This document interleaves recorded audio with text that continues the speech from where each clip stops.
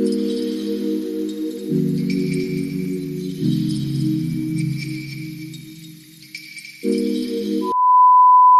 Everyone, welcome to my YouTube channel. আশা করছি তোমরা সকলে ভীষণ ভালো রয়েছো। তো আজকে যাচ্ছি ফ্যামিলি সবাই মিলে ঘুরতে। হ্যাঁ, আজকে আমরা হঠাৎ করে প্ল্যান যে আজকে আমরা আশ্রমে যাচ্ছি। তো চলো আজকে কোথায় যাচ্ছি, কী কী করছি সেগুলো সব তোমাদের সাথে শেয়ার করবো। মা ছুটতে ছুটতে আসছে, বলছে আমাকে নেই রে। তো চলো কোথায় যাচ্ছি, কী করছি সব তোমার সাথে শেয়ার করবো। দেখতে থাকো আজকের ব্লগটা। মানে আমাদের আজকে হঠাৎ করে প্ল্যান হয়েছে। তো আমি বললাম হ্যাঁ, আমার অনেকদিন ধরে যাওয়ার ইচ্ছা ছিল, বাট যাওয়া হয়ে উঠছিল না। তো চলো, বোন ওদিকে অলরেডি টোটোতে চেপে পড়েছে। মানে ফ্যামিলি সবাই মিলে যাওয়ার একটা কোথাও মজাই আলাদা। চলো, কে ফোন করছে আবার? সৌমি। সৌমি আমাদের সাথে যাবি, নাহলে ধরবে না। অ্যাকচুয়ালি আমার বাড়িতে মেজো পিসমণি এসেছিলো। মেজো পিসির বাড়ি হচ্ছে মোহনাতে। তো ওখান থেকে আসার জন্যই হঠাৎ করে আমাদের প্ল্যানিংটা হয় যে আজকে আশ্রমে যাব। তো আমি ফার্স্টের দিকে নাই বলেছিলাম, তারপরে আমিও বললাম যে হ্যাঁ তাহলে আমি অনেক দিন যাইনি, তো ঘুরেই আসি। আর এই হচ্ছে আমাদের এখানকার প্যান্ডেল। আমাদের এখানে দুর্গাপুজোর প্যান্ডেল কিন্তু গাই স্টার্ট হয়ে গেছে। এটা দেখতে কিন্তু বেশ ভালো লাগছিলো, কারণ যেহেতু পুজো আসছে তো আর লেট কিসের। আর যাওয়ার সময় আকাশটা কিন্তু এত সুন্দর লাগছিল, মানে যেটা আমি তোমাদেরকে বলে বোঝাতে পারবো না, সেই কারণে আমি তোমাদেরকে দেখিয়েছি। মানে এত সুন্দর লাগছিলো গাইজ, কি বলবো। তো যাই হোক, আমরা গেছিলাম হচ্ছে একটা টোটোতে। আমি, বোন আর দিদু এক সাইডে বসেছিলাম, উল্টো সাইডে বসেছিল আমার মেজো পিসি, সেজো পিসি আর পুচকু, মানে আমার পিসির মেয়ের মেয়ে। আর বাপি আমার বাইকে আসছিল, আর সাথে আসছিল পিসেমশাই।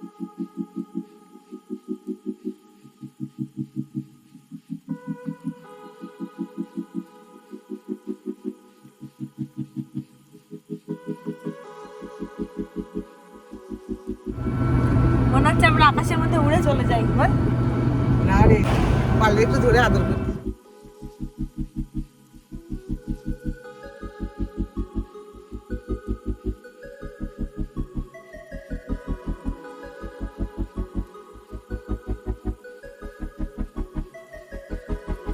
তো গাইজ, আমরা কিন্তু আশ্রমের কাছে চলে এসেছি, মানে আশ্রমটা আর কি ভেতরে।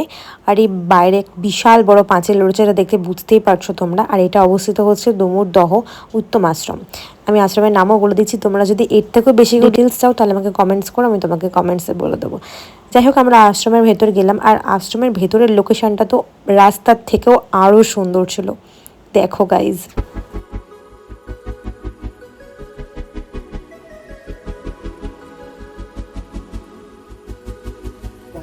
গাইজ, আমরা চলে এসেছি আশ্রমে। আর জায়গাটা জাস্ট অসাধারণ, বলার মতন না। চলো তোমাদেরকে সবটা ঘুরিয়ে দেখাবো। বাট এখানে জুতো পরে উঠিস না সৌমি। এখানে প্রণাম করে তারপর ভেতরে যেতে হয়। আশ্রমে যাওয়ার আগে প্রথমে একটা এরকম বড় একটা বট গাছ রয়েছে। তো প্রথমে এখানে প্রণাম করে তারপর আশ্রমের ভেতরে যাওয়ার নিয়ম। তো সেটাই আমরাও করলাম। ফার্স্টে এখানে প্রণাম করলাম, দেন তারপরে আশ্রমের ভেতরে গেলাম। আর আশ্রমটা তো অ্যাকচুয়ালি ছোট্ট আশ্রম মতো না, মানে আশ্রমের ভেতরে অনেক জায়গা আছে, মানে যে একটা ছোট মন্দির হবে সেরকম ব্যাপার না। দেখতে পাচ্ছ, মানে অনেকটা বড় এরিয়া নিয়ে আর কি জায়গাটা। তো চল তোমাদের একটু ঘুরিয়ে দেখাই।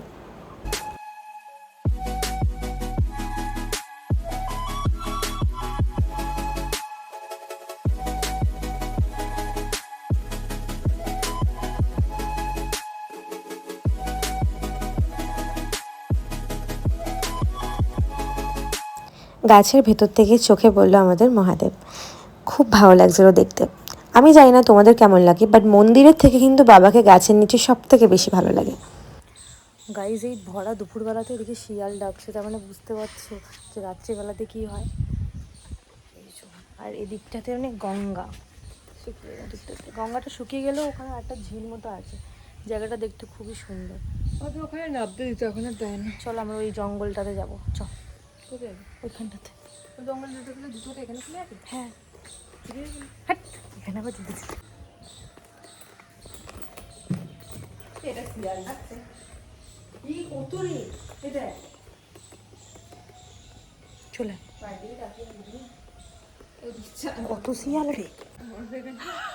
তুই আয় তো, এরকম জায়গায় ভালো লাগে। ওই দেখ, আমি এরকম ভাবে ডাক কোনোদিনও শুনিনি। শিয়ালগুলো দেখতেও পাওয়া যাবে, কাছেই আছে। পায়ের দিকে তাকিয়ে হাঁট। হ্যাঁ,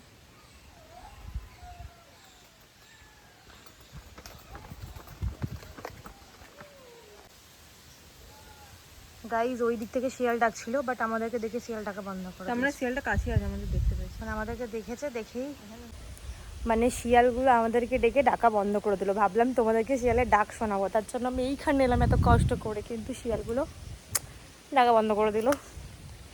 এই জায়গাটা এত ভালো লাগে না গাইজ, মানে মোবাইলে আমি তোমাদেরকে বোঝাতে পারবো না কিরকম টাইপের। ওই ওখানটা দিয়ে সিঁড়ি রয়েছে, সিঁড়িটা দিয়ে ওপরে উঠে এটা একটা সানসেট টাইপের, মানে এর ওপরে আমরা রয়েছি।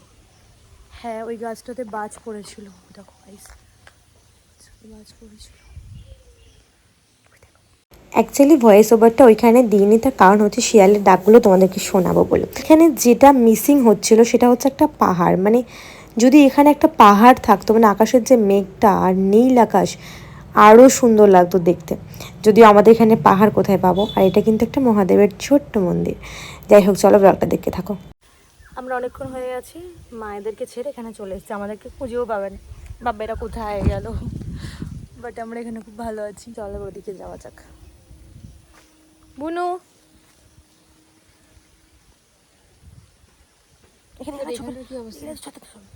তারপর আমরা একটু মন্দিরগুলোতে ঘুরছিলাম, তার মধ্যেই মা ওদের কাছে মানে মায়েদের কাছে চলে গেলাম। আর তারপর আমরা চলে গেলাম গুরুদেবের কাছে, গুরুদেবকে প্রণাম সেরে গুরুদেব কিন্তু চকলেট দিয়েছে আমাদেরকে, যেটা আমরা দুজন মিলে খেয়ে নিলাম। পুরো এই পুরো এরম ঘরের মতন আঁকতাম ছোটবেলায়, এরম এরম এরম। গাইজ আমরা ছোটোবেলাকে এরকমভাবে ঘর আঁকতাম, তো সে বিষয় নিয়ে আমাদের এখানে কথা হচ্ছে। আর এখানে দেখো গাইজ কত গরু। অ্যাকচুয়ালি আশ্রমটা পুরোপুরি ঘুরিয়ে আমি তোমাদেরকে দেখাতে পারলাম না, তার কারণ হচ্ছে যে এমনিতে তো অ্যালাউ নেই মোবাইল নিয়ে যাও।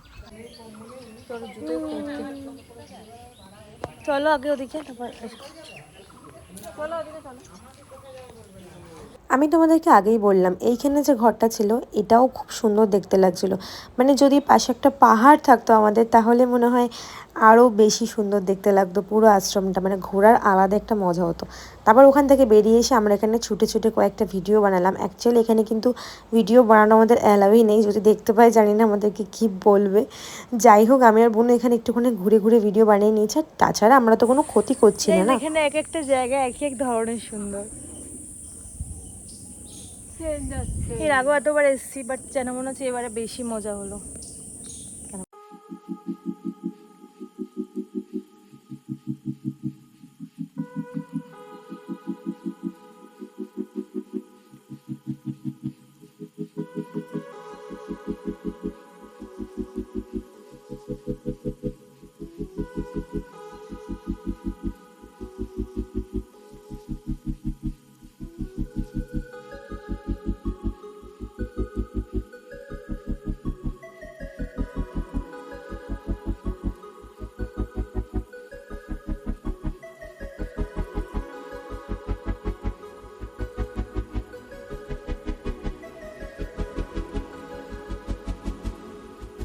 কোথাও একটা যাওয়ার কথা ভাবলে যাবোই ভালো, মানে হঠাৎ করে গিয়ে হঠাৎ করে টাইমটা কেটে যায়। মানে আমাদের এখানে যে 2-3 ঘন্টা কীভাবে কাটলো সেটা আমরা কেউ বুঝতেই পারলাম না। তো চলো এবার বাড়ি যাওয়া যাক। তো যেমনভাবে এসেছিলাম তেমনভাবে আমরা সবাই বাড়ি চলে এলাম। মানে বাড়ি আস্তে আস্তে একটা ঘটনা ঘটেছিল, মা আর বাবা তখনও আশ্রম থেকে বেরোতে পারেনি, মানে আমরা এসে অলরেডি পিসিমণির বাড়িতে অনেকক্ষণ ধরে বসেছিলাম। তারপর মা বাপি এলো, দেন ঘরে ঢুকতে পারলাম। তো যাই হোক গাইজ, কেমন লাগছে আজকে ব্লগটা অবশ্যই কিন্তু কমেন্টসে জানিও। দেখা হচ্ছে তোমাদের সাথে আরও একটা নেক্সট ব্লগে। সবাই তাড়াতাড়ি সাবস্ক্রাইব করে দিও। টাটা, সবাই ভালো থেকো, সুস্থ থেকো।